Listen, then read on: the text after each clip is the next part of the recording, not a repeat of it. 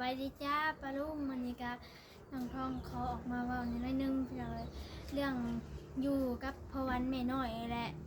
เรื่องเฮ็ดเวียกกะเป็นปกติเรื่องเฮ็ดเวียกแบบล้างถ้วยบ่เฮ็ดนั่นนั่นเฮ็ดนี่แบบยิบนั่นยิบนี่มันกะเป็นปกติเด้อพี่น้องเพราะว่าวันของอยู่กับเพิ่นห้องก็ต้องเฮ็ดต้อ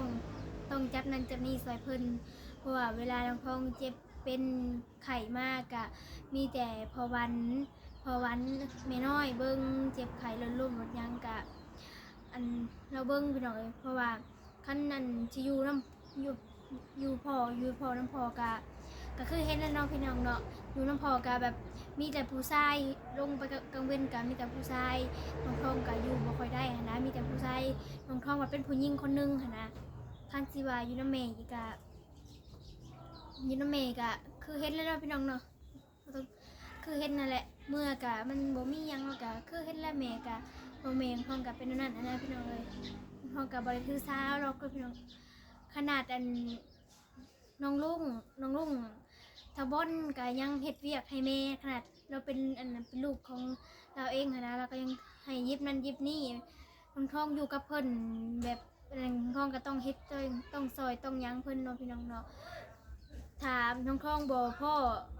อันแม่น้อยพอวันนี่ก็น้องทองก็คือสิบ่มีอันหยังหรอกพี่น้องเนาะก็บ่มีหยังดอกขนาดน้องลุงยังก็ยังเฮ็ดเวียกเนาะข้างห้องบ่เฮ็ดบ่หยังก็มันเป็นไปบ่ได้มันก็เป็นเรื่องปกติเด้อพี่น้องเด้อที่เฮ็ดเวียกยิบนั่นยิบนี่เฮ็ดนั่นเฮ็ดนี่มันก็เป็นเรื่องปกติเพราะว่าคันอยู่บ้านก็จักมันเป็นอะไรพี่น้องเอ้ยอยู่นำมันแม่น้อยนี่น้องทองก็พอใจอยู่เด้อพี่น้องเนาะพอใจอยู่น้องทองบ่ได้ทุกข์บ่ได้หยังยากขนาดนั้นเด้อพี่น้องเนาะแต่ละมื้อตื่นมาก็ล้างถ้วยมีบ่หลายคันมีหลายก็ล้างคันมึงก็ก็2-3ใบเพราะว่ามื้อคนแขกมากก็เฮาล้างเนาะพี่น้องเนาะมื้อแขกคนบ่มาก็มันน้อยนะมันก็บ่มีหยังหลายตื่นเช้ามาก็มีแต่เวลาแดดก็อันร้อนก็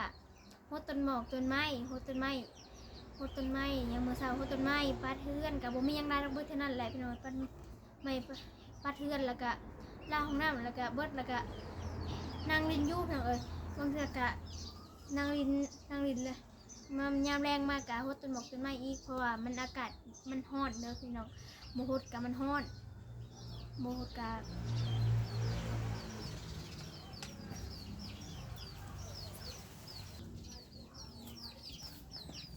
ถ้าน้องท้องบ่พอเพราะวันแม่น้อยก็คือสิบ่มีหยังเลยแหละพี่น้องเนาะก็คือที่เห็นทันแรกตอนไปพรเราไปถ่ายเอาครั้งแรกน้องพี่น้อง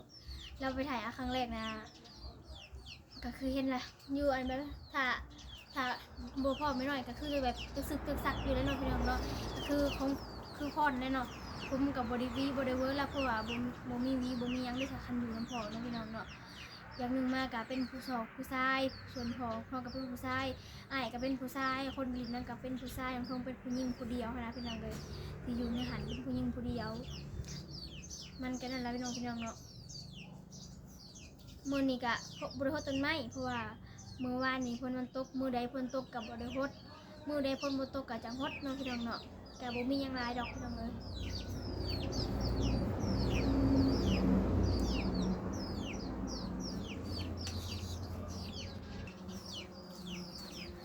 ขนาดอัน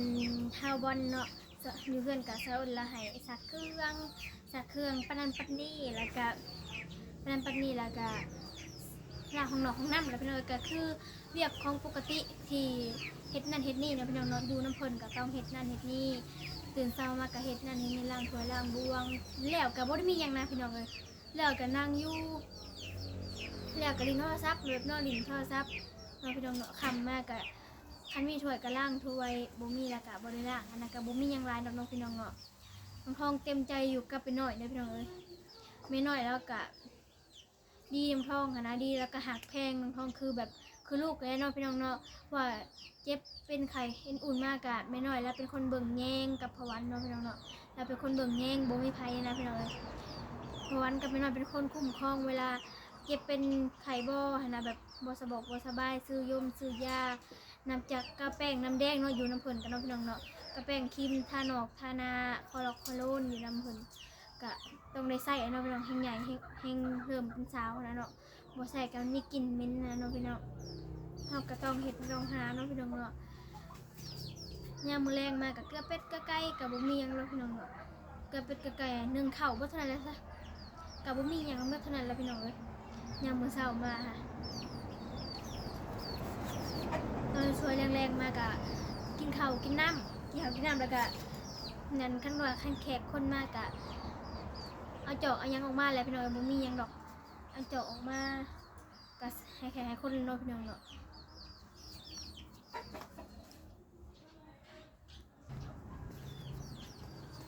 ขนาดคิงเนาะเราเป็นร้านของสาวอ้นเราก็ยังให้เฮ็ดนั่นเฮ็ดนี่ยิบนั่นยิบนี่ยามมื้อเช้ามาก็ล้างถ้วยย่างล้างบวงคือกันแล้วเนาะคิงกับน้องพี่น้องเนาะบ่คันบ่ล้างมันก็นั่นละเพราะว่าเฮาก็กินข้าวกินน้ำทุกมื้อเนาะพี่น้องเนาะข้าวน้ำทำปลาก็กินน้ำไปหน่อยอยู่ทุกมื้อนี่ก็กินข้าวกินน้ำกันสมเผ็ดหวานก็กินน้ำกันเนาะพี่น้องเนาะห้องพอใจอยู่แบบปกติก็คือแบบปกติก็เฮ็ดตามธรรมดาก็คือแม่กับลูกหรือว่าสั้นๆน้องพี่น้องเนาะที่แม่กับลูกอะเฮ็ดหยังก็ตื่นมาวันๆก็ตื่นมาก็เฮ็ดนั่นเฮ็ดนี่กินน้ำกอกน้ำกันแล้วก็เฮ็ดจนบ่มีหยังเวลาแล้วเวียกแล้วงานก็นอนไม่นอนก็ตัดต่อคลิปเวลาแล้วเวียกแล้วงานเนาะพี่น้องเนาะก็บ่มีหยังเนาะพี่น้องคลิปนี้ก็ห้องขอออกมาเว้าหน่อยนึงนะพี่น้อง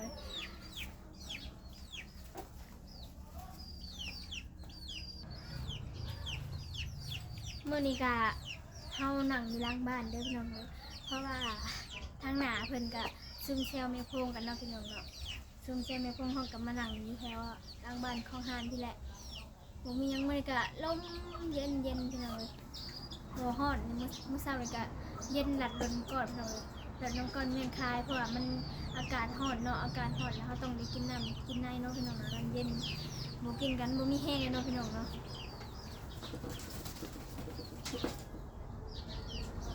เสียงเพลงเลยคันนั่งข้างหน้าเสียงเพลงว่าข้างขาคนเปิดเพลงเนาะพี่น้องเนาะก็คือเห็นเลยเนาะพี่น้องเนาะ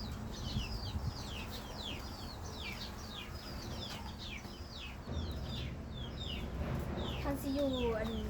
พวกคันพอลงท่องกะคือว่าเราคือเห็นเลยขึ้นมากะเมื่อเช้าเลยกะขึ้นมาข้อคาเฟ่ยาสูบเนาะพี่น้องเนาะขึ้นมาข้อคาเฟ่ยาสูบเพราะว่าคันเราเผาถ่านกะเราไปเอาเงินเขาก่อนแล้วเราก็เลยบ่ได้เงินเมื่อเช้าเลยก็มาเอาเงินนั่นค่าทานเนาะพี่น้องเนาะ40,000นี่แหละเอาไปซื้อเขาไปมากินวะซื้อเขาไปแล้วก็เอาหายเพิ่นเนาะพี่น้องเนาะซื้อเขาไปมา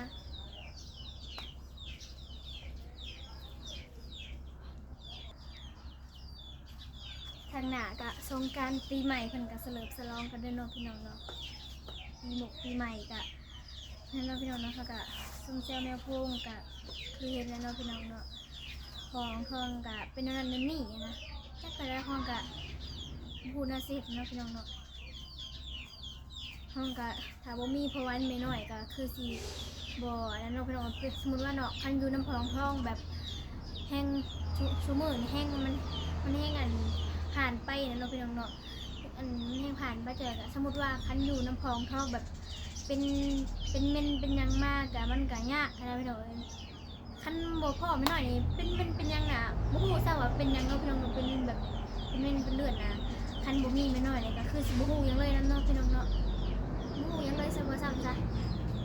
บ่ฮู้ยังเลยแบบขาดน้ำพองอยู่น้ำไม่น้อยเนาะอยู่นับจากกระแป้งน้ำแดงแล้วก็คือเห็นเนาะพี่น้องเนาะกระแป้งน้ำแดงแล้วก็ครีมทานาแล้วก็ผ้าน้ำหมอกอนามัยนะลูกพี่น้องเนาะทันอยู่แล้วก็ห้องก็ต้องตื่นเช้ามาก็ต้องเฮ็ดเรียกเฮ็ดยังอะไรพี่น้องก็มันเป็นเรื่องปกติที่เฮ็ดยามมื้อเช้าจุกอยู่แล้วเนาะพี่น้องเนาะไอ้คิงค่ะไอ้คิงน้องลุงแล้วก็เฮ็ดเนาะพี่น้องเนาะแล้วเฮ็ดมื้อคลิปนี้ก็บ่มีหยังหลายพี่น้องคลิปนี้ก็บ่มีหยังหลายเด้อจ้าเพราะเขาออกมาเว้าหน่อยนึงเนาะพี่น้องเนาะก็ผิดพลาดการได้กับน้องทองขอโทษขออภัยเด้อจ้าคลิปนี้กัสิลาไปก่อนเด้อจ้าฝากกดไลค์กดติดตามกดกระดิ่งผักซ่องแม่น้อยแฟมิลี่เด้อจ้าบ๊ายบายคลิปหน้าเจอกันเนาะพี่น้องเนาะนี่ก็ลา